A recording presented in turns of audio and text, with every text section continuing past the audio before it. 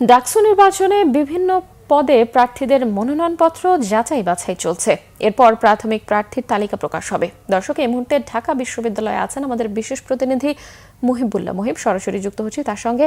মুহিব, মনোনয়নপত্র যাচাই বাছাইয়ের সর্বশেষ অবস্থা সম্পর্কে আমাদের জানান এবং এ পর্যন্ত কি কারো মনোনয়নপত্র বাদ পড়ার কথা আপনি জানতে পেরেছেন কিনা? কারণ ডাকসু নির্বাচনকে ঘিরে যে উৎসব মুখর পরিবেশ সেটি কিন্তু ইতিমধ্যেই ঢাকা বিশ্ববিদ্যালয়ে বিরাজ করছে। প্রার্থী, ভোটার থেকে শুরু করে শিক্ষকদের মধ্যেও এক ধরনের আনন্দ, এক ধরনের উৎসব আমেজ আমরা লক্ষ্য করছি। আপনি নিশ্চয়ই জানেন যে গতকাল মনোনয়নপত্র জমা দেওয়ার শেষ দিন ছিল এবং আজকে এই মনোনয়নপত্র যারা জমা দিয়েছেন তাদের যে প্রার্থীদের খসড়া তালিকা সেটি প্রকাশ হওয়ার কথা রয়েছে।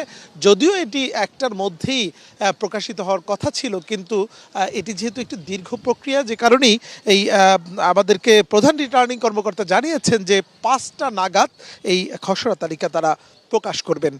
ইতিমধ্যেই আমরা দেখছি যে হল সংসদ থেকে শুরু করে ডাকসুর কেন্দ্রীয় সংসদের যারা প্রার্থী রয়েছেন তারা কিন্তু এখানে আনাগোড়া যেমন বাড়ছে, একই সঙ্গে শিক্ষার্থী বা ভোটারদের সঙ্গে তাদের যে যোগাযোগ সেটিও কিন্তু আমরা লক্ষ্য করছি। তারা নানান ধরনের প্রতিশ্রুতি দিচ্ছেন ভোটারদের কাছে কাছে গিয়ে, এবং একই সঙ্গে তারা এই ডাকসুর উন্নয়নে কি কাজ করবে, শিক্ষার্থীদের ভাগ্যোন্নয়নে কী ধরনের কাজ করবেন, হল সংসদগুলোতে আরও বেশি উন্নয়ন এবং শিক্ষার্থীদের সম্পৃক্ততা বাড়ানোর জন্য কী ধরনের কার্যক্রম হাতে নেবেন সে ধরনের প্রতিশ্রুতির বুলি কিন্তু আমরা শুনছি প্রার্থীদের মুখে।